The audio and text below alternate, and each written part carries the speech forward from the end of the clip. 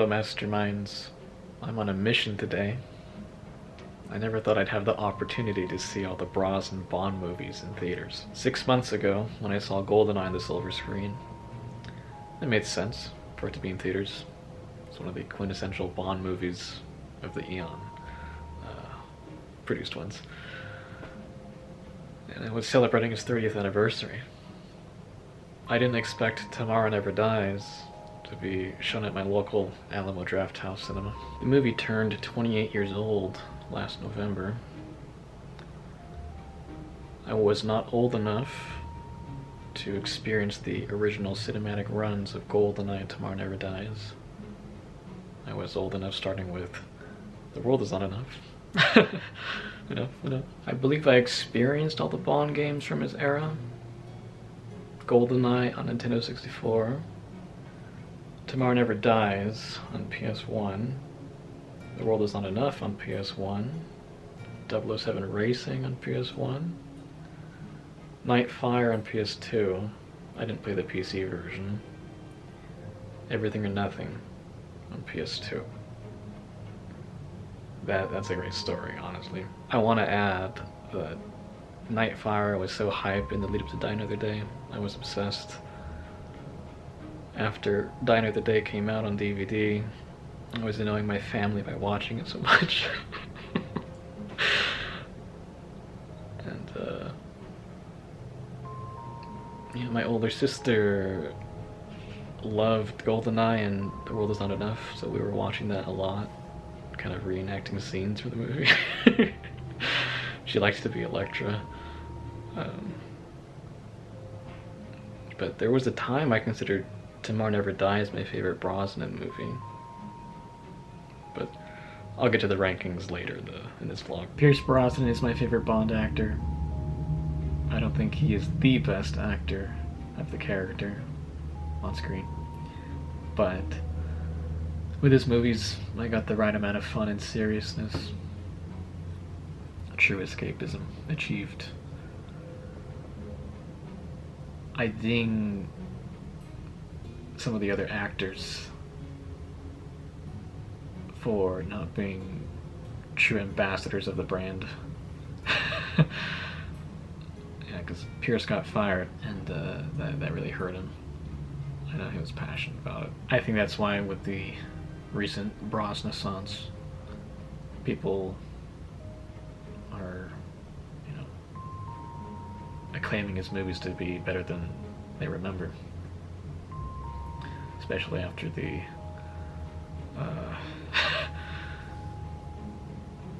cold, calculated Debbie Downer of the Craig era. I still think Daniel Craig is the best Bond actor because of his in-depth portrayal. We explored a lot through his movies of the character. Even going as far as killing him. I don't think there's anything wrong with that because Ian Fleming wanted to kill the character in the novels. And so we got a lot with Mr. Craig. I never had an issue with Brosnan. Do you call that nostalgia? I admire him for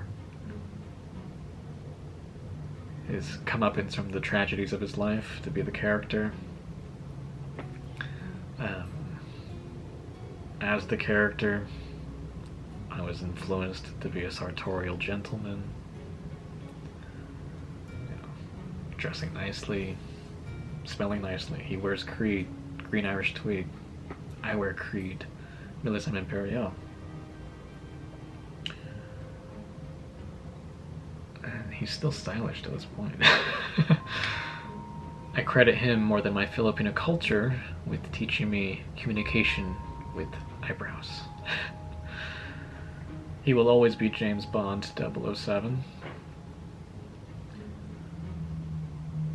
I admire him after his active portrayal of the character for continuing to be wholesome. We share the same birth month. I think his birthday is May 15th or 16th.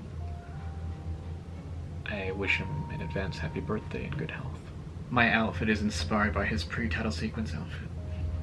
Brown leather. To use a line from the movie, this looks familiar. Electra can be Waylon for the day.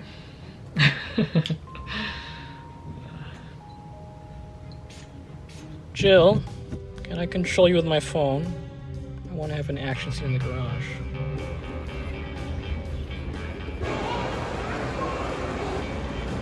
Well, I got my steps in.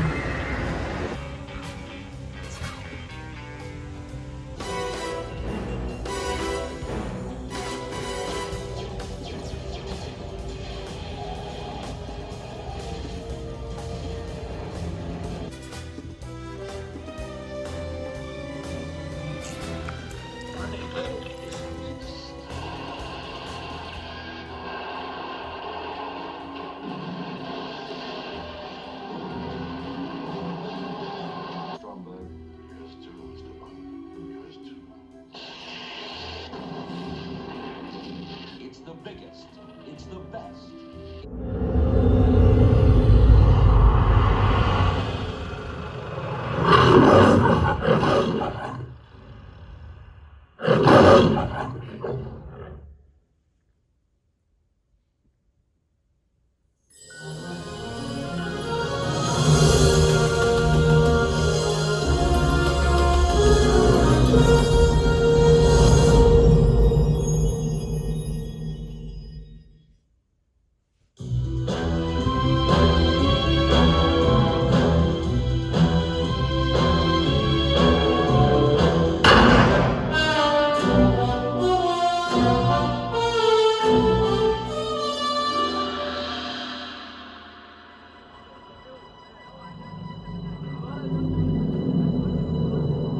Hours later.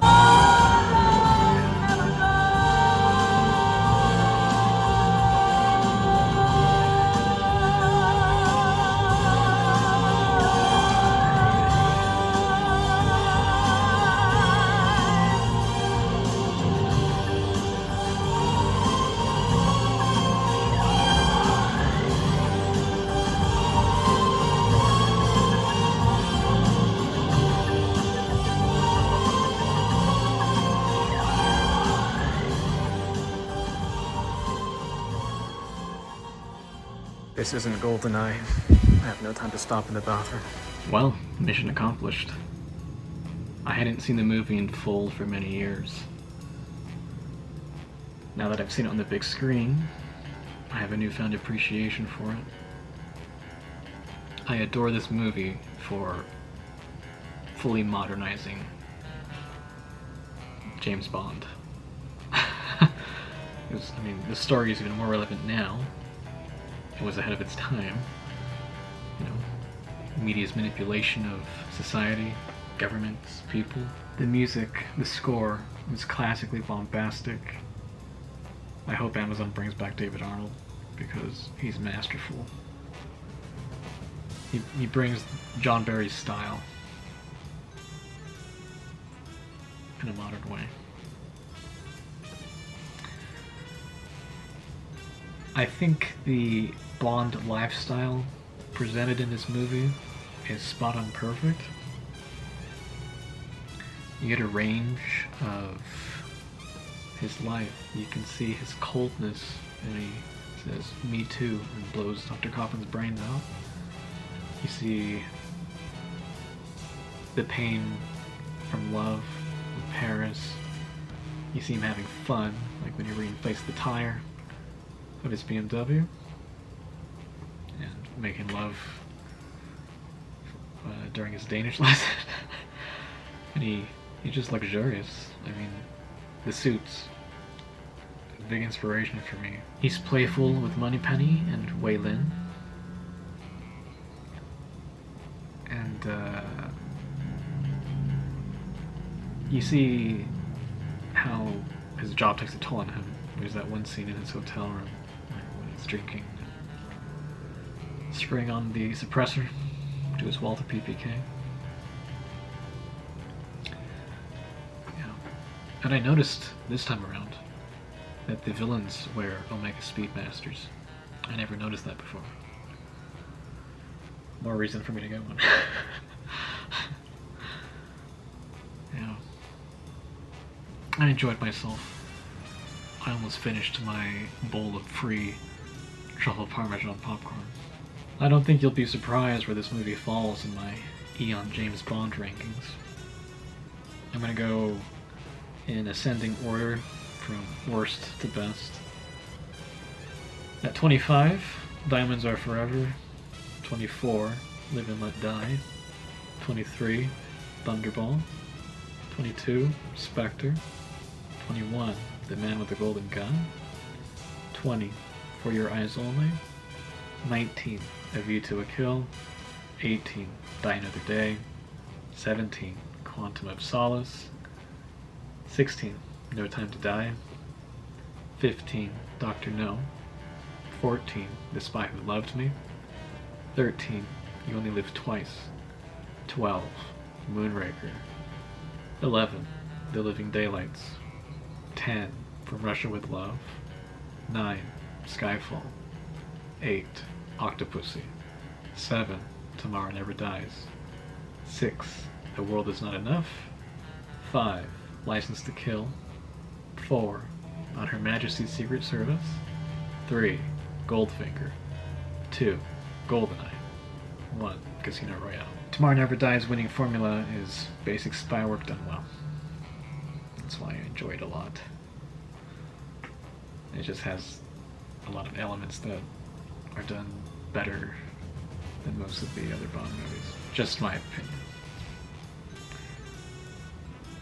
I forgot to mention earlier, I did play Agent Under Fire on the PS2. It's a shame they didn't use Brosnan's likeness in the game.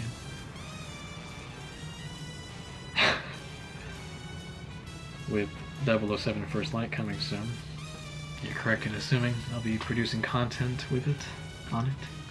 So make sure you follow me on Twitch. Look out for my postings on YouTube. With that said, thank you very much for watching, Masterminds. I'll see you on my birthday. Remember, be smart for your heart.